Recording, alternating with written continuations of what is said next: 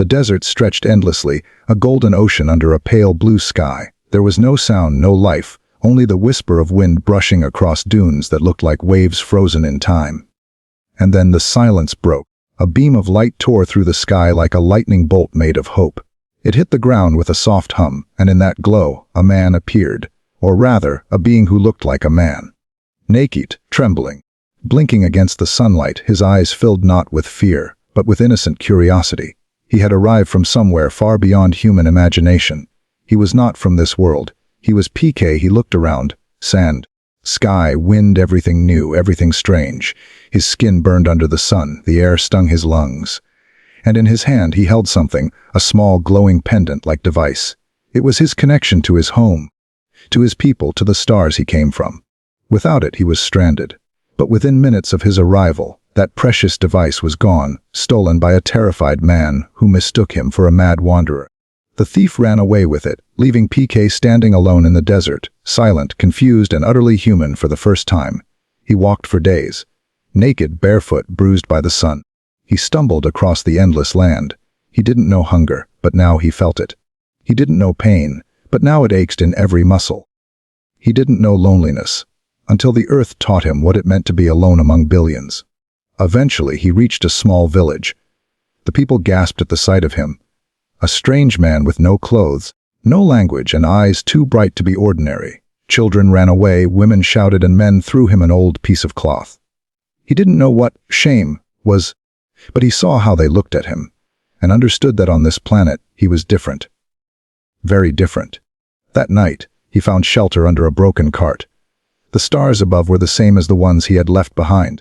He looked up and whispered something in a language no one on earth could understand. Maybe it was a prayer. Maybe it was just loneliness echoing through space. He didn't know it yet, but his journey had just begun. A journey not to find a planet, but to understand the soul of mankind. Weeks passed. PK wandered from village to village, mimicking people, learning gestures, words, and strange human rituals. He learned how to steal clothes to survive, how to eat from dustbins, and how to smile when people shouted at him. He noticed something peculiar. Humans lied. Not because they wanted to, but because they had to. Every smile hid a secret. Every prayer hid a fear. One morning he boarded a train heading toward the city. Delhi, it was noisy, crowded, and alive in a way he'd never seen. Cars honked, people screamed, vendors shouted. To PK, it all looked like an orchestra of confusion. Humans running somewhere. Everywhere. But when he asked anyone where they were going, no one really had an answer. That night, he sat on a park bench, watching the world move like a movie he couldn't understand. He saw beggars praying for food, rich men arguing with priests, and children laughing under streetlights. He saw posters of gods and temples, mosques and churches, every corner claiming to hold the truth. PK looked around and whispered, "If there is one God, why are there so many doors to reach him?" That single question would shake an entire nation. Far away in another part of the city, there was a young woman named Jaggu, full name, Jagat Janani. She was a journalist, brave, kind, and restless. Her smile could light up a room, but her eyes carried a shadow. She had once loved a man named Sarfraz, a Pakistani boy she met in Belgium while studying. Their love was pure, fearless, untouched by boundaries of nationality or religion. But fate had other plans. They had decided to marry, secretly, against all odds. But on the day of their wedding, a misunderstanding changed everything. A letter arrived, and with it, heartbreak. The message said Sarfraz didn't show up, that he had walked away. Her faith shattered that day, not just in love, but in God himself. She returned to India, hiding her pain behind her laughter. Now she worked for a TV channel, chasing stories, exposing lies, but keeping her own truth buried deep inside. She had no idea that her next big story would begin with a strange man in oversized clothes, wandering the streets, asking absurd questions about God. It happened one evening at Connaught Place. Jaggu was covering a local event when she noticed a man surrounded by a crowd, his face full of confusion, his eyes wide like a lost child's. He was asking people, "Excuse me, where can I find my God?" The crowd laughed. Some mocked him, others ignored him. But Jaggu didn't laugh. There was something different about him, something painfully honest. She walked closer. "Who are you?" she asked. He blinked. I don't know yet." That one line, innocent, pure, and heartbreaking, made Jaggu stop. She decided to follow him to understand his story. and what she discovered would change her forever. Jaggu took PK to her home, gave him food, clothes, and, for the first time, kindness. He was like a child absorbing everything. He learned to eat, to speak, to dance awkwardly. He watched television all day to understand how humans communicated. He recorded people's words on a small recorder and played them back to copy their language. Within weeks, PK began speaking fluent Hindi, mixed with quirks, wrong words, and innocent logic that often made more sense than the truth.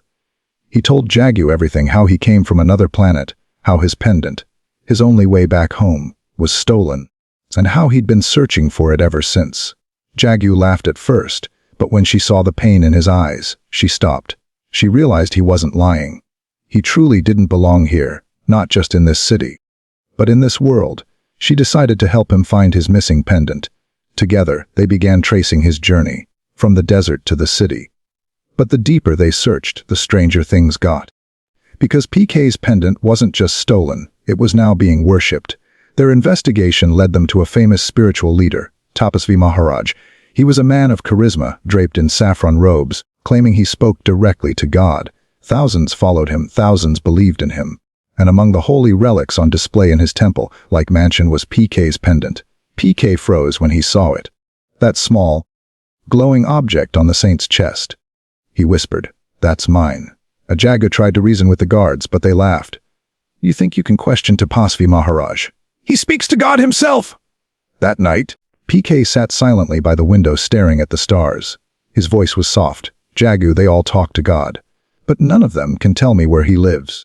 Maybe they are all calling the wrong number." That thought sparked something, not just in PK but in Jaggu too. If the world was truly praying to the same God, why were people divided by names, temples, and rituals? Why did faith need a price tag or a mediator or fear? Jaggu decided to tell PK's story, to show the world this alien's pure, childlike perspective on humanity. They recorded his words, his experiences, his innocent yet piercing logic, and aired it on television. The response, explosive. People laughed, people cried, and people listened. Overnight, PK became a phenomenon. The man who asked simple questions was shaking centuries of blind belief. His words echoed in every home. If God made us all, why would he ask us to fight in his name? Why do we fear the same one we love? Maybe we're not talking to God, maybe we're talking to his managers. The show went viral, and so did the outrage. Religious leaders condemned him. Crowds protested outside the TV station, but amid the noise, millions silently agreed with him. And deep inside, Jaggu felt something she hadn't felt in years: faith. But she didn't know. This journey toward truth was about to open her own wounds again. Because in helping PK find his God, she was about to find the truth about her own lost love. Where PK's questions shake a nation, Jaggu's past returns, and the line between belief and manipulation begins to blur. Morning sunlight spilled through the newsroom windows, warming the cold, metal desks.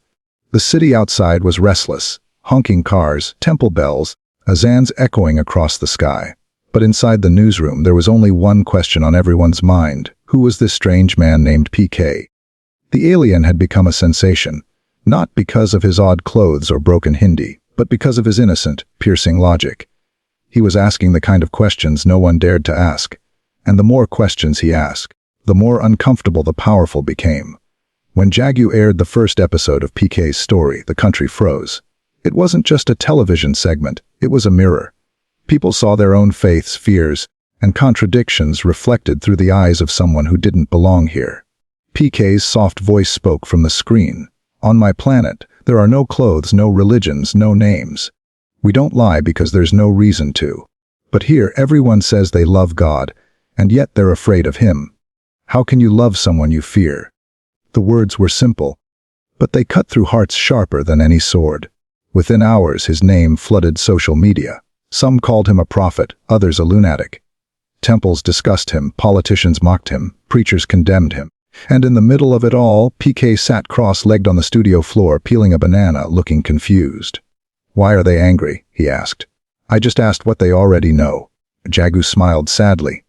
"Because PKO, sometimes the truth offends people more than lies do." A week later, a statement came from Tapasvi Maharaj himself, the godman who claimed to speak to God and who unknowingly possessed PK's lost pendant. On live TV, Tapasvi declared, "These people who question God are the enemies of faith. They are the reason our world suffers. Beware of such lost souls. The crowd cheered. The faithful clapped. And the nation drew its line, between believers and questioners.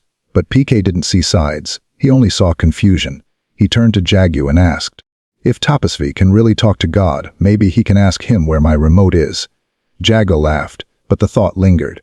And then she had an idea, a bold, dangerous one. Jaggu arranged for a live television debate, PK versus Tapasvi.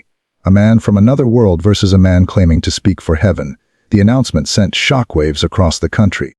Every news channel, every temple, every street corner buzzed with one question: can anyone question God's messenger? On the night of the debate, the studio was packed. Cameras rolled, lights blazed. Millions tuned in from their homes. Tapasvi entered first, calm, majestic, smiling as though the divine itself stood behind him. Then came PK, simple shirt, mismatched cap, and those eyes that saw truth where others saw tradition. The moderator welcomed them both. "Tonight we ask, who really understands God?" Tapasvi began first. His words were smooth, practiced, comforting. He spoke of faith, rituals, devotion, and fear of divine punishment. The audience nodded, some closed their eyes in reverence. Then it was PK's turn. He leaned forward, voice trembling not from fear, but from honesty. "Sir, if you really talk to God, please ask him where my pendant is. It's very important. Without it, I cannot go home." Laughter erupted across the studio. Even Tapasvi smirked. "My son, faith is not about things you can see or touch." But PK didn't flinch. "Then why do you ask people for money to see God? Why charge them for something invisible?" A hush fell. PK continued, eyes wide, childlike but firm. "You say you talk to God, but maybe you are talking to someone else. Maybe the number you are calling is wrong." Tapasvi frowned. "What are you saying?" A PK raised his hand, holding a telephone receiver as a prop. "If you dial the wrong number, the person who picks up will still say hello. You will think it's your friend. But it's not. Maybe people here are calling the wrong number of God. Because if they were talking to the right one, he would not tell them to fight or hate or pay money for love." The crowd gasped. Cameras flashed. And Tapasvi's calm face cracked for the first time. That night, PK's words became immortal. Wrong number. The phrase spread across the country like wildfire. While the world argued about PK, Jaggu was haunted by her own questions. PK's logic about wrong numbers made her think of her own heartbreak. What if her life too had been a call to the wrong number? Late one night, PK found her sitting alone in the balcony, staring at the stars. He asked softly, "You miss him, don't you?" Jaggu looked up. "I don't even know if he deserves to be missed." A PK tilted his head. "On my planet, we don't have love. But here it looks like a sweet pain." She smiled faintly. "It's both. Sweet when it's real, pain when it's gone." A PK thought for a moment, then said something simple yet profound. "Maybe it's not gone. Maybe it's just waiting for the right number." Those words stayed with her all night. The next morning, Jaggu decided to do what she'd been afraid to do for years, find out the truth about Sarfraz. She dug through old messages, letters, and the one note that broke her heart. Something about it felt wrong. The dates, the signatures, the way it was delivered, none of it made sense.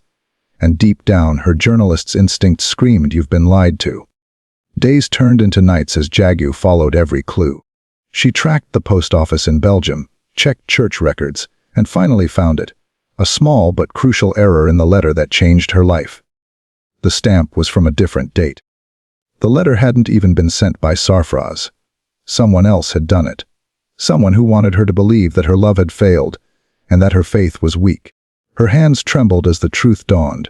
The person behind this manipulation was connected to Tapasvi Maharai's organization. Her father, a devout follower, had been told that Sarfraz, being Muslim, would leave her at the altar. They had predicted it through divine vision. And when things went wrong, that false prophecy became the truth everyone accepted. Jaggu's tears weren't of heartbreak this time. They were of fury. She realized she wasn't the only one deceived in the name of God. Millions were. She ran to PK. "We need to expose him. Not for me, not for you, but for everyone who's been calling the wrong number." A PK nodded. His eyes, calm but determined, reflected something rare. Not anger, not revenge, but clarity. "Then let's dial the right one." They planned one last broadcast, a live show connecting people across countries, India, Pakistan, Belgium, to uncover the truth. Jaggu would reconnect with Sarfraz on air, prove how blind faith had broken her life, and PK would confront Tapasvi one final time. The night arrived. The studio buzzed with tension. The nation watched, breath held. PK sat quietly in the corner, holding his small recorder, the one where he'd stored every question, every voice, every prayer he'd heard on earth. He pressed play. The sounds filled the room. Children praying for food, mothers crying for lost sons, people begging gods for wealth, health, love.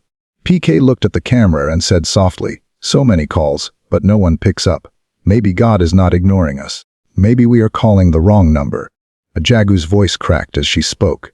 "Tonight I want to find the right number." She turned to the live call screen. "Hello, Sarfraz." There was static. Then, a familiar voice, soft, hesitant, trembling. "Jaggu." The room went silent. Every heartbeat froze. Sarfraz was alive. He had never left her. He explained everything, how he waited for her at the church, how her letter never came, and how he, too, was told by someone that she'd changed her mind. The trap was clear. The prophecy had been planted. Jaggu's tears fell, but this time they washed away years of pain. And the audience, millions watching at home, saw the truth they'd been avoiding. Faith had been used as a mask to control, not to comfort. Tapasvi tried to speak, but his voice drowned under the crowd's awakening. For the first time, silence defeated the loudest noise. After the show, as the world processed what had happened, PK sat alone on the studio roof. In his hands was his pendant, returned, shining softly under the night sky. Jaggu found him there. "So you're going home now?" she whispered. He smiled, a little sadly. "Yes, my people are calling me. But now I know what it means to miss someone." She laughed through her tears. "You learned too much for one lifetime." PK looked up at the stars. "No, Jaggu. I only learned one thing. God doesn't live in temples or mosques or churches. He lives here." He touched his heart, where love and truth stay together. The city didn't sleep that night. Every street, every home, every phone buzzed with one name: PK. The man who had come from the stars had held up a mirror to humanity. Some saw hope in that reflection, some saw shame, but everyone saw themselves. And amid the chaos of applause and outrage, PK sat quietly in Jaggu's balcony, watching the sunrise melt the night sky into gold. The world had changed, but his time here was running out. His pendant, that small, glowing key to his world, was ready to take him home, yet, for the first time in his life, he didn't know if he wanted to go. Jaggu stepped out holding 2 cups of tea. He turned and smiled. "You humans drink this strange brown water every morning. Why?" She laughed softly. "Because it makes us feel alive." He took a sip, winced, then smiled again. "I feel alive too. Maybe because of you." There was silence, the kind that feels full instead of empty. The morning light painted her face, and PK, for the first time, understood what emotion really meant. He had seen galaxies burn and planets born, but never something as powerful as a human smile hiding tears. Jaggu looked at him. "You taught us so much, PK. About faith, about love, about courage. And now you'll just leave."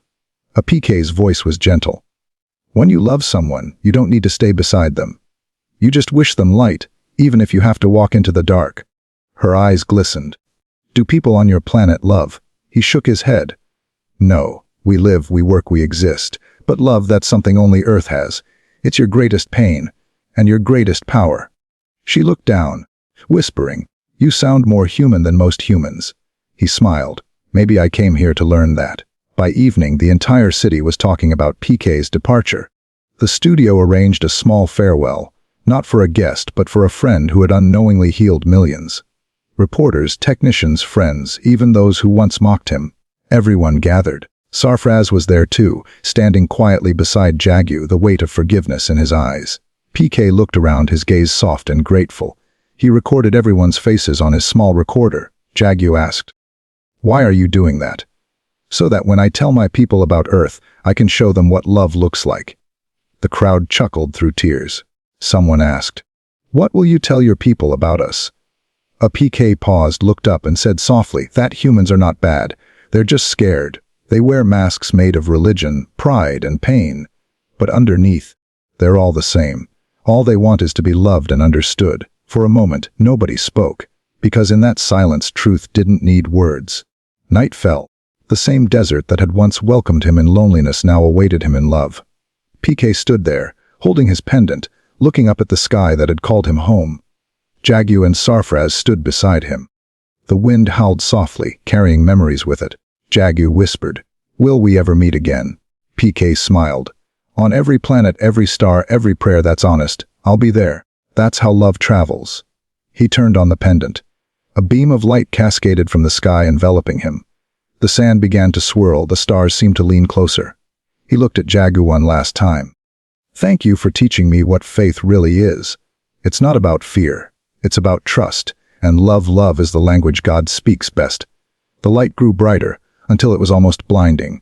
And then, just like that, he was gone.